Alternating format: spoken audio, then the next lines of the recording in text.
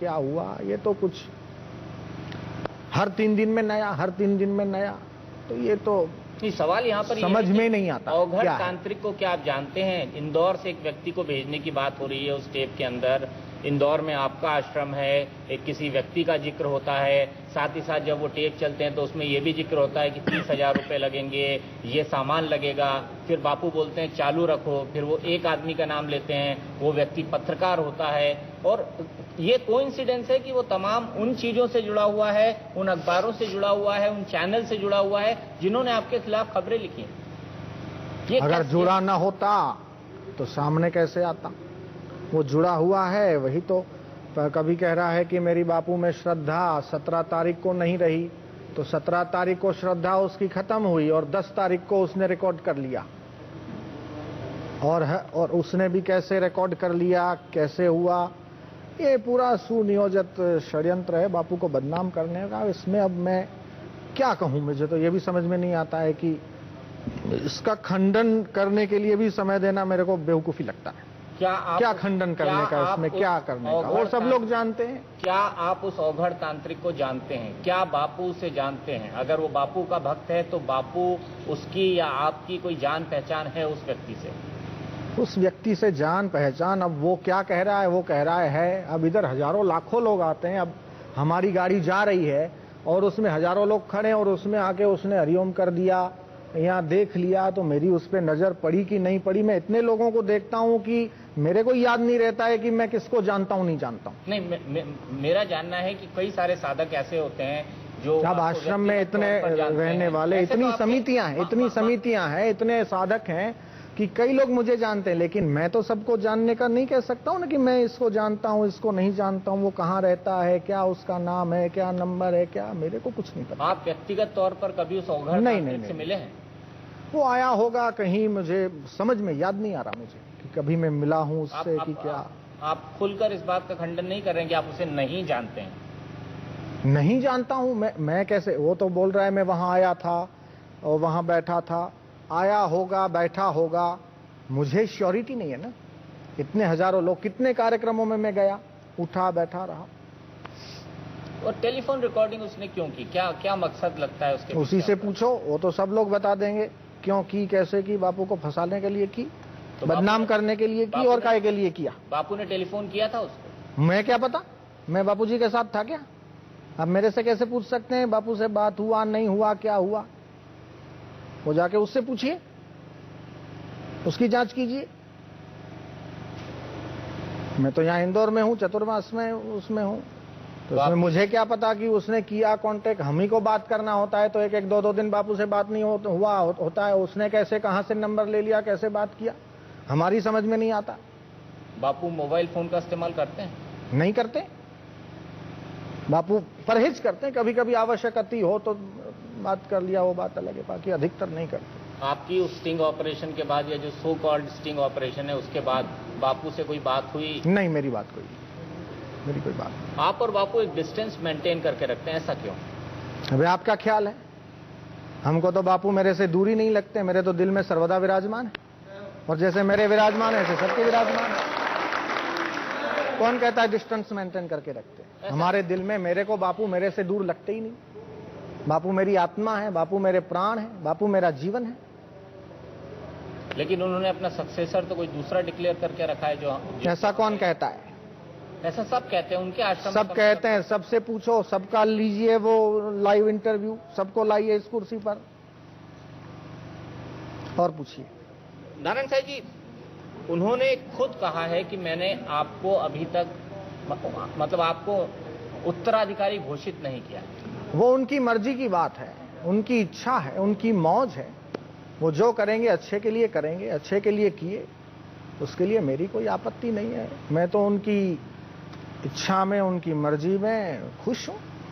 उनकी जैसी मौज हो वैसा करें, जैसा मेरा हित जैसा वो देखेंगे वैसा करेंगे, तो उसमें मुझे क्यों आपत्ति हो?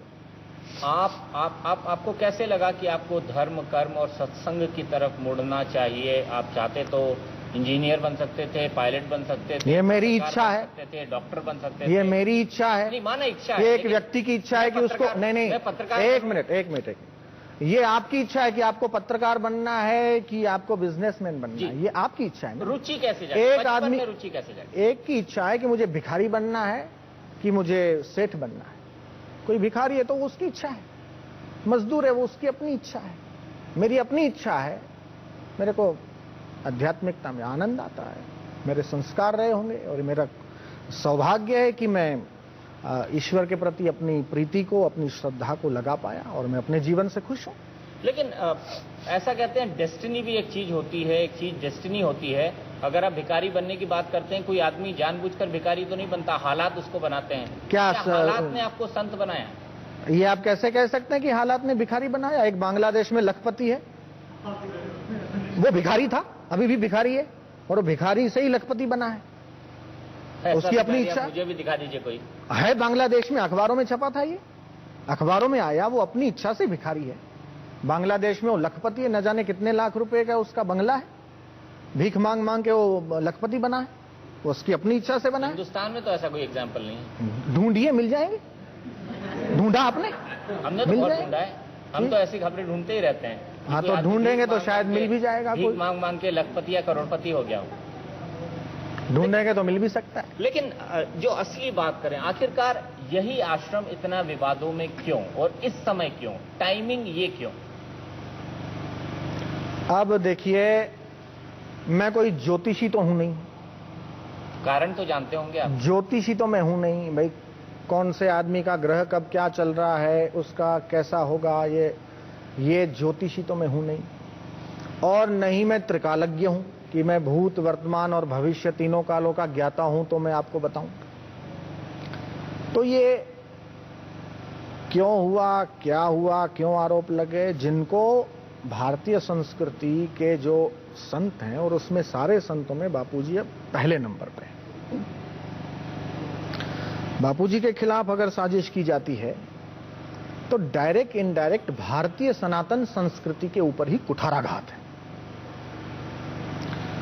और इस भारतीय सनातन परंपरा को चौपट करने की, नष्ट करने की, हटाने की ही ये साजिश लग रही। और उसके लिए ये जो कुछ आश्रम की व्यवस्थाओं में नहीं चल पा रहे थे, नहीं बैठ पा रहे थे, ऐसे कुछ असंतुष्ट होते हैं, उन्हीं को शामिल करके। और ये नई बात सामने आई कि अपन तो ये कह ही रहे थे कि ये विदेशी ताकतें। और कल जब वो तांत्रिक ने, जो औघड़ है, उसने जो दावा किया कि मैं ऑस्ट्रेलिया का रहने वाला हूं, तो वो तांत्रिक या औघड़ वो भी ऑस्ट्रेलिया का, तो डायरेक्ट इनडायरेक्ट ये विदेशी तो हुआ, ये विदेशी तो हुआ। तो ऑस्ट्रेलिया का आदमी ऑस्ट्रेलिया को छोड़ के ऑस्ट्रेलिया क्यों गया था, फिर यहां क्यों आया, और फिर वो बापू से क्यों मिला, और कैसे हुआ, मिला भी कि नहीं मिला, कि वो कह रहा है वो सच है कि झूठ है कि क्या है, और फिर उसने बापू से बात की भी कि नहीं, कि वो आवाज बापू की है भी कि नहीं है। तो ये सारा जांच का विषय है। आप इस बात का खंडन करते हैं कि बापू ने उनसे कोई बात नहीं की, या खंडन नहीं करते? भाई जब तक वो तो देखिए, अनर्गल सवाल आप मत कीजिए, की कि नहीं की मुझे क्या पता, मैं तो अनुमान कर रहा हूं ना, ये अनुमान कर रहा हूं। ये कैसे बापू बात कर सकते हैं? मैं दूसरी तरह से इसको प्रेजेंट करता हूं। अगर उसने आश्रम की छवि को धक्का पहुंचाया है, बापू पर सीधे सीधे आरोप लगाए हैं, तो उनके ऊपर 120(b) षड्यंत्र का, 420 420 का और मेलाफाइड इंटेंशन से किसी को हर्ट करने का एक सीधा सीधा केस बनता है, और धार्मिक भावनाओं को भड़काने का। ऐसी कोई एफआईआर क्यों नहीं लिखवाई?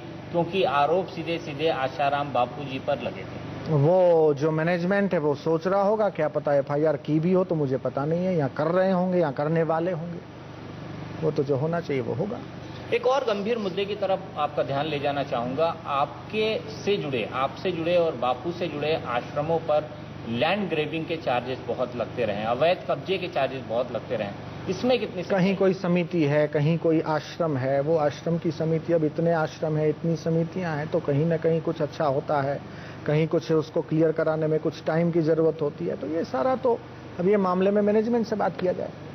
जैसे उसमें हर जमीन का क्या है, कैसे, मैं तो जानता नहीं, उसके लिए लीगल जो कमेटी है, यहाँ जो हमारे लोग हैं उनसे बात करें। जैसे मैं आपको उदाहरण दूं, छिंदवाड़ा की जमीन, वहां पर लोकल लोगों का गुस्सा इसलिए था क्योंकि वो किसी आदिवासी राजा की जमीन थी, और उनका कहना है कि आश्रम ने वो ट्रस्ट ही अपने नाम कर लिया। नहीं, ऐसा तो नहीं है। जो आश्रम के इस संबंध में जो चलाते हैं उनसे इस बारे में बात करोगे तो वहाँ की जो मैंने तो सुना है, वहाँ की जो जिसका था उसने बापू को समर्पित किया था कि ये मेरी जगह आपको मैं समर्पित करती हूँ, इसमें कुछ भी किया गया। दूसरी एक बात जानना चाहूंगा, बरदोली और राजकोरी के आश्रम में कोर्ट वर्डिक्ट आपके खिलाफ आया है, लेकिन फिर भी जमीन उन लोगों को नहीं दी गई जहां से। देखिए, मैंने आपको कहा ये जो जमीनों के मुद्दे हैं वो हैं, इसमें मैं नहीं जानता हूं। ये तो कितना जमीन होगा, कौन सा आश्रम का क्या मैटर है, क्या नहीं है, तो वो जो जानता हो उस व्यक्ति से ही आप पूछें तो ज्यादा ठीक है। इस मामले में मेरे को पता नहीं है।